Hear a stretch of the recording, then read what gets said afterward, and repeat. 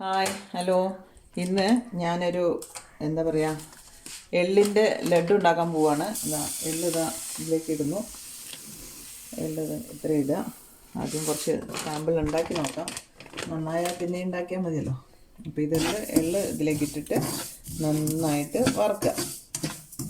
ഒരു brown colour വരുന്നവരെ എള്ളിനെ വറുക്കണം.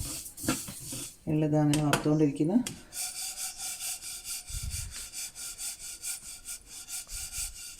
ഇങ്ങനെ വറുത്തുകൊണ്ടിരിക്കാം. അപ്പം എള്ള് ചൂടായി നല്ലോണം വറുത്ത് വരുമ്പോൾ എള്ളിങ്ങനെ പൊട്ടാൻ തുടങ്ങും. അപ്പോൾ വേണമെങ്കിൽ അടച്ചു വെച്ചിട്ട് വറുക്കാം. പക്ഷെ എന്താ വെച്ചാൽ കരിയരുത്. കരിയാണ്ട് എള്ളിനെ നന്നായിട്ട് വറുത്തെടുക്കാം.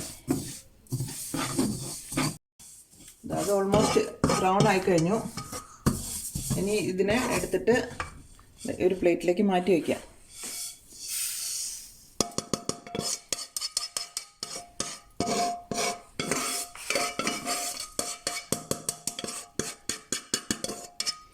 ഇനി ഇതിനെ ശർക്കര ഇടുക അതിലേക്ക്.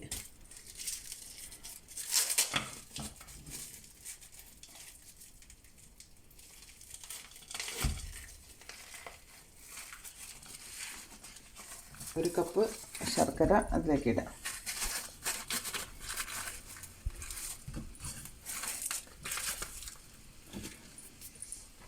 എന്നിട്ട് അതിനെ നന്നായിട്ട് മെൽറ്റാക്കാം. നന്നായി മെൽറ്റായി വരും. നല്ല മെൽറ്റായി വരണം.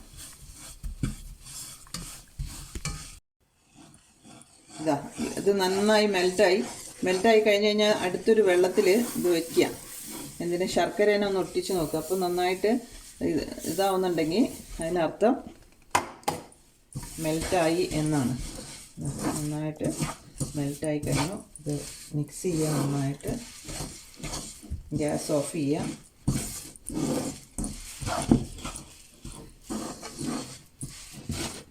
ഇങ്ങനെ ആവും.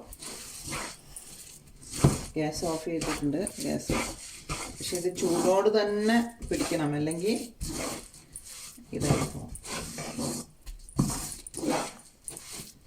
ഗ്യാസ് ഓഫ് ചെയ്ത് കഴിഞ്ഞാൽ കുറച്ച് ഏലക്കായൻ്റെ പൗഡർ ഇടുക. ഇതാണ് ഏലക്കായ പൊടിച്ച് വെച്ചതാണ്. ഏലക്കായ പൗഡർ ഇടുക.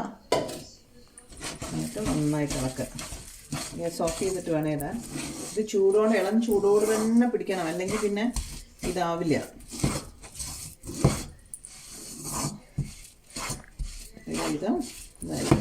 ഇനി ഇതിന് പിടിക്കാൻ നോക്കുക. പക്ഷെ കുറച്ചിതിൽ നെയ്യും കൂടെ ഇട്ട് കഴിഞ്ഞാൽ ഒരു നെയ്യിൻ്റെ ടേസ്റ്റ് വരും.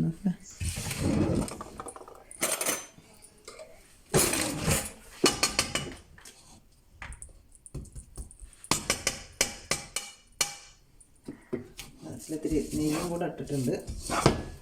നെയ്യിൻ്റെ ഒരു ഫ്ലേവറും കൂടെ കിട്ടും.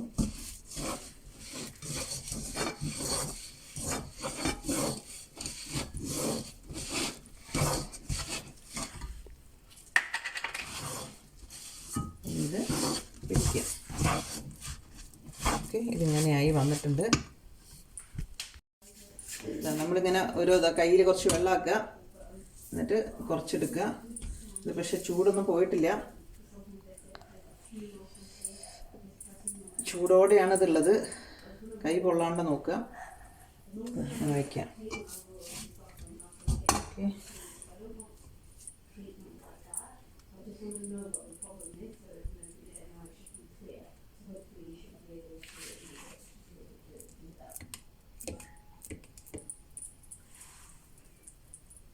തണുത്ത് കഴിഞ്ഞാൽ നല്ല ഉണ്ടായിരിക്കണം.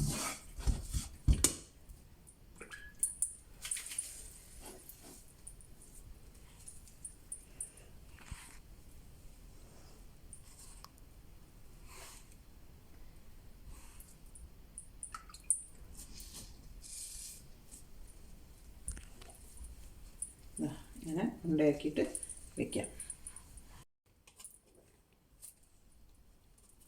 ലഡ്ഡു ആയിക്കഴിഞ്ഞു. ഇനി കുറച്ചും കൂടെ ഉരുട്ടാനുണ്ട്. പക്ഷെ ഇതാണ് ഓൾമോസ്റ്റ് ലഡ്ഡു ആയി. ഇതാണ് തീൽക്ക ലഡ്ഡു, ഇല്ലെങ്കിൽ എള്ളുരുണ്ട. നമ്മുടെ നാട്ടിലെ എള്ളുരുണ്ട. Okay bye.